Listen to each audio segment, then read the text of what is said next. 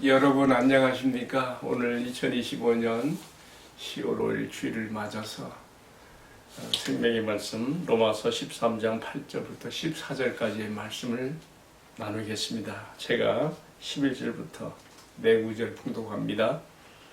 또한 너희가 이 시기를 알거니와 자다가 깰 때가 벌써 되었으니 이는 이제 우리의 구원이 처음 믿을 때보다 가까웠음이라. 밤이 깊고 낮이 가까웠으니 그러므로 우리가 어둠의 일을 벗고 빛의 갑옷을 입자. 낮에와 같이 단정하게 행하고 방탕하거나 술 취하지 말며 음란하거나 호색하지 말며 다투거나 시기하지 말고 오직 주 예수 그리스도로 옷 입고 정욕을 위하여 육신의 일을 도모하지 말라. 아멘. 오늘은 추석 명절 하루 전 주일이 되겠습니다. 내일 이제 추석 명절을 맞게 되는데 우리가 이 명절 때마다 그리스도인들은 참 고민이 있죠. 뭐 다 함께 예수를 믿으면 별 문제가 없습니다만은 불신 가정에서 예수 믿게 되는 성도들은 참 고민이 있죠. 내가 제사에 참여해야 되는가, 어찌해야 되는가. 사실 조상의 이름, 명분을 빌려서 하는 제사입니다만은 우리가 고린도전서 10장 19절로 21절 말씀 보면 이렇게 써 있어요. 그런즉 내가 무엇을 말하느냐? 우상의 제물은 무엇이며 우상은 무엇이냐? 무릇 이방인들이 제사하는 것은 귀신에게 하는 것이요 하나님께 제사하는 것이 아니니 나는 너희가 귀신과 교제하는 자가 되기를 원하지 아니하노라. 고린도전서 10장 19절 이하에 나오는 이 말씀을 우리가 마음에 명심할 필요가 있습니다. 우리가 제사에 참여하는 것은 그것은 귀신에게 교제하는 것이 된다. 참 두려운 말씀이에요. 그래서 우리가 하나님 앞에 예배함으로써 조상들을 위해서 기도하는 기회가 돼야지 제사 그 자체로서 조상들을 위하는 그래서 조상의 이름을 빙자하여 찾아오는 악한 영들에게 교접하는 일이 되지 않기를 주님의 이름으로 축복합니다. 오늘 말씀 이제 우리가 로마서 10장 8절로 14절에서 제가 특별히 읽어드린 네 구절의 말씀이 있습니다. 저는 이 말씀의 제목을 마지막 절 14절에 나온 대로 정욕을 위하여 육신의 일을 도모하지 말라 이렇게 좀 길게 정했습니다. 다른 말로 하면 이신칭의로 구원받은 성도, 의롭다함을 받은 성도는 마땅히 성화적인 투쟁의 삶을 살아야 된다. 우리 육신을 매개처로 삼아서 들어오려고 하는 악한 영들을 퇴치하고 투쟁하는 성화의 투쟁을 다시 말하면 성화적 우리가 거룩함을 이루는 삶을 살아야 될 것을 오늘 본문이 가르치고 있지요. 자, 오늘 제가 이 말씀을 읽으면서 여러 가지 주제를 많이 생각할 수 있겠지만은 뭐 그냥 한 가지만 제가 초점을 맞췄습니다. 11절부터 14절까지 이 말씀은요, 우리가 잘 아는 대로 성 어거스틴을 회심시킨 말씀이기도 합니다. 성 어거스틴 너무 참 유명한 기독교 역사에서 정말 성인이지요. 이분은 그 어머니 모니카가 정말 그 아들을 위해서 엄청 기도를 많이 했어요. 아들이 돌아오기를. 그런데 그는 아주 그 아프리카의 타고로 출생으로서 그런 로마에 가서 수사학 교수가 되었습니다.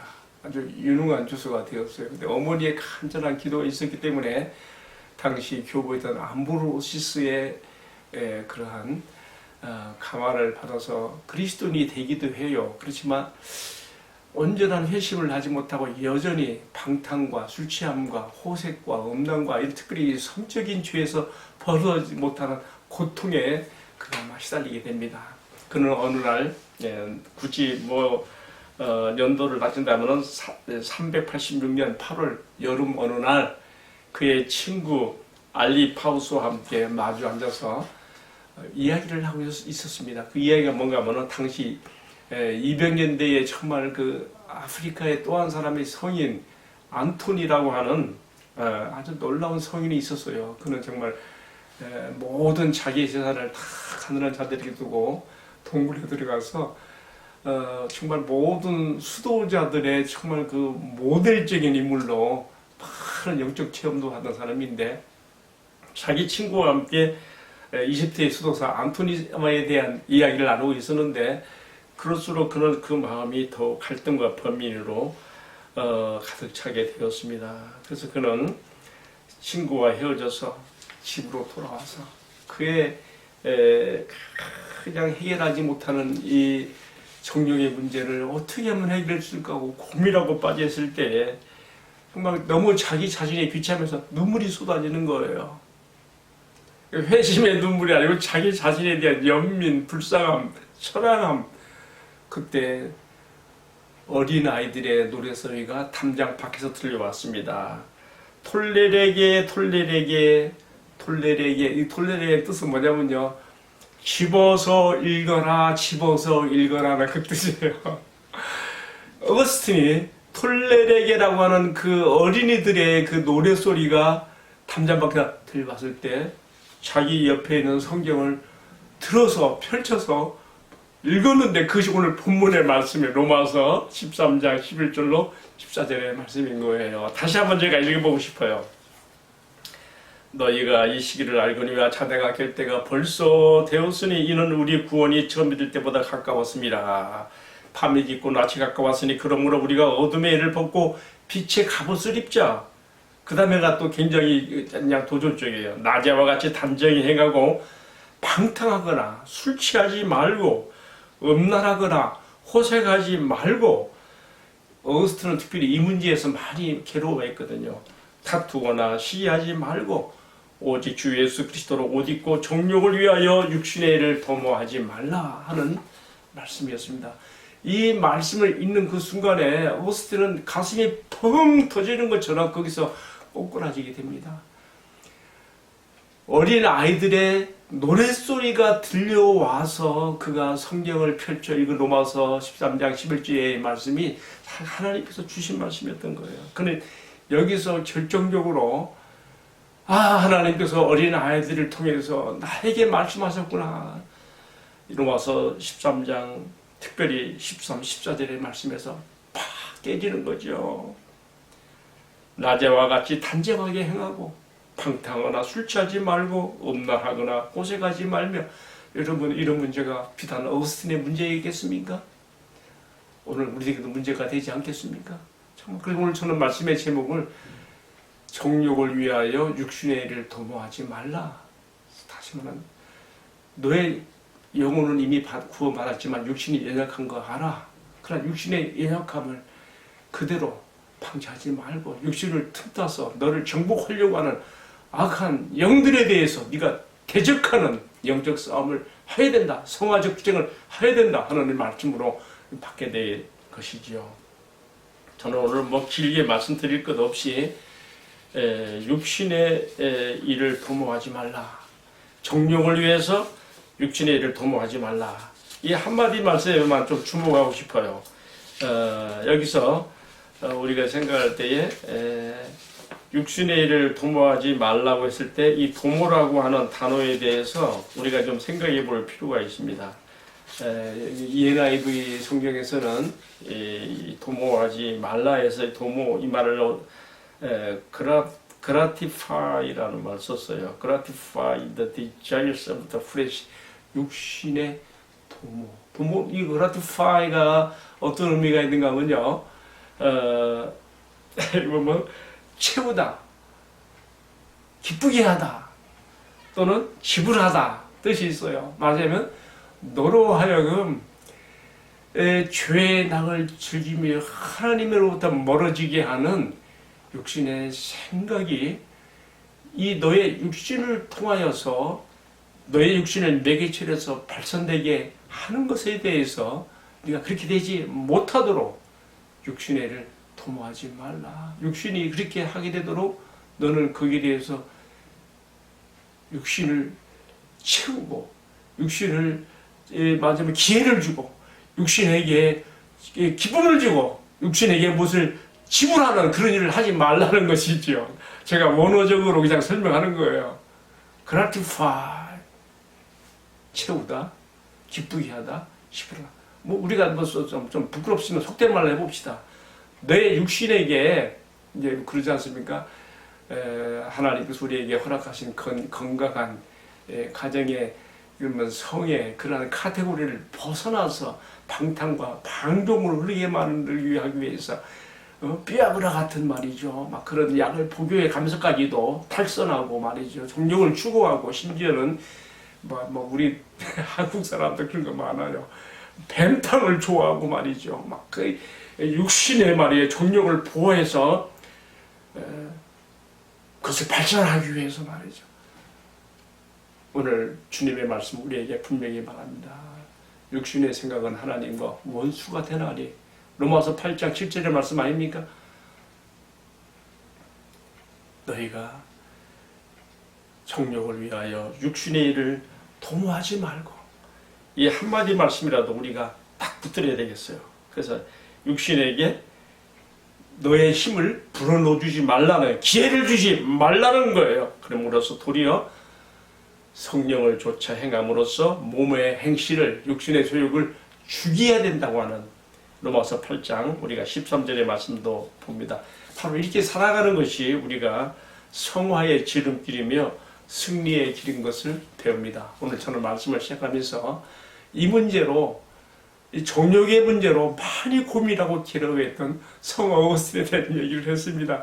그는요, 이 문제가 그의 회심한, 그가 아주 386년 8월 여름 어느 날 이렇게 이 로마서 8장 11절 이하의 말씀을 회심하고 난 뒤에도 성화라고 하는 것이 하루아침에 금방 되는 게 아니지 않습니까?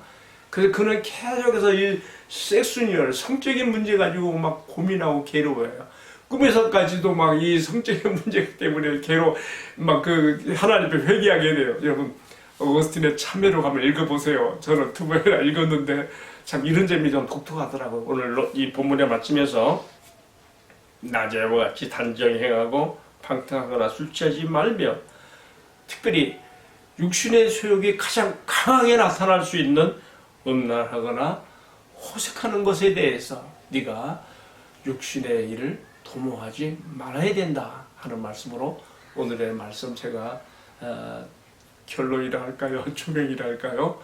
이렇게 맺게 됩니다. 이렇게 다시 한번 제가 거듭 설명드리자면, 악한 영들이 너의 몸을 매개체로 삼아서 네 안에 들어오기 위해서, 너를 장악하고 정복하기 위해서 내 안에 육신의 생각들을 불러일으켜서 너로 하여금 하나님께서 미워하시고 싫어하시는 그런 죄의 길로, 타락으로, 범죄로 이끌 때에 너는 이 육신이 악한 영들에게 매개체로 제공되지 않게 하기 위해서 이 육신에게 기회를 주어서는 안 되고, 이 육신에게 힘을 볶아주도록 무엇을 제공해서는 안 되고, 무엇을 채워줘서는 안 되고, 네가 오히려 성령으로 육신의 육체를 네가 물리쳐야 된다고 하는 귀한 말씀 오늘 우리가 받았습니다.